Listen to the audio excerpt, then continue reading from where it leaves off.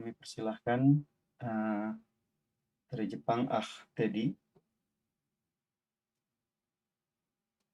Assalamualaikum. Jazakallah khair telah memberikan Waalaikumsalam kesempatannya. warahmatullahi wabarakatuh. Masya Allah. Ada pohon apa di balik antum itu? Sakura Ustaz. Oh, Masya Allah. Sakura beneran, bukan?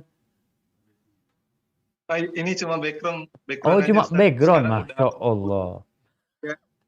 eh, udah mungkin beberapa minggu ke belakang sudah gugur semua itunya bunga sakuranya. Jadi sekarang sudah biasa lagi. Barakallahu fikum. Nah, tafadhal. Ustaz, anu perwakilan dari teman-teman di Jepang ada yang ditanyakan. Tafadhal.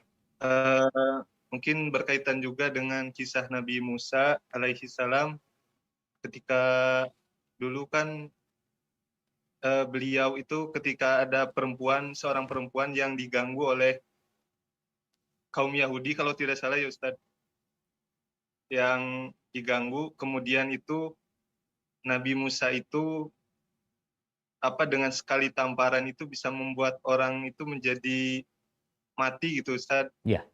Nah, yang ingin ditanyakan itu khususnya untuk anak-anak muda gitu Ustadz, untuk memperdalam olahraga sunnah, salah satunya di gulat gitu. Apakah kita dalam membedakan itu yang secara syar'i dan yang dilarang itu bagaimana Ustadz? Karena kadangkala melihat ada yang mustahil dilakukan tapi bisa dilakukan gitu Ustadz.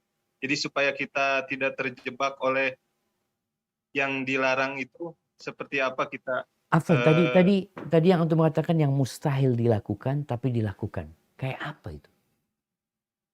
Oh iya Ustadz, seperti misalkan ada kayak yang Magic, pakai sihir. ya kemungkinan seperti itu Ustadz, kayak yang kebal gimana gitu dan sebagainya. Nah, Ya, Ustadz. siap, Masya Allah. Barakallahu fikum. Ya ahibati fillah. Al-mu'minul qawi khairun wa ahabbu ilallah minal mu'minul dha'if.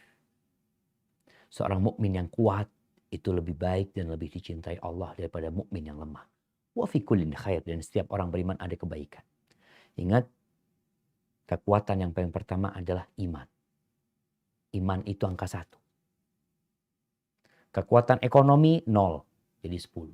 Kekuatan fisik 0, jadi 100. Kekuatan ilmu 0, jadi 1000. Jadi semakin banyak nolnya itu faktor penunjang. Tapi yang pertama adalah kekuatan iman.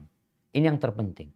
Karena kalau orang kuat fisiknya, imannya lemah, dia gunakan fisiknya untuk mendolimin orang lain. Nabi Musa alaihissalam sosok yang kuat. Sampai dikatakan cuma didorong orang itu mati sama Nabi Musa.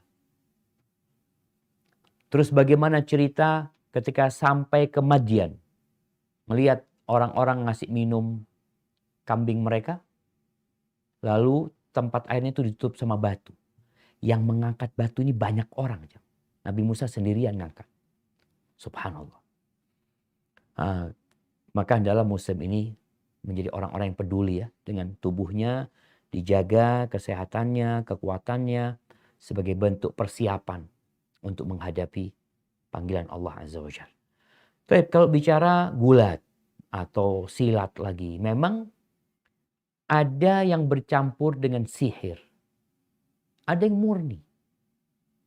Jadi kalau dikatakan gulat, ya gulat sudah yang murni memang. Ada yang pakai bacaan-bacaan ya. Kemudian ada pakai tirakat tersendiri.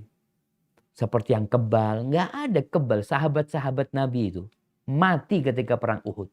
70 lebih mati. Hamzah paman Nabi SAW nggak kebal. Maka berkaitan dengan yang kadang-kala diatraksikan, ditunjukkan seakan-akan ini dari Islam. Bukan. Maka tolong kita ya kembalilah kepada keimanan kita. Kepada akal sehat kita.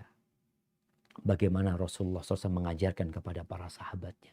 Ketika berjihad fi sabilillah. Kalau memang benar ilmu kebal itu.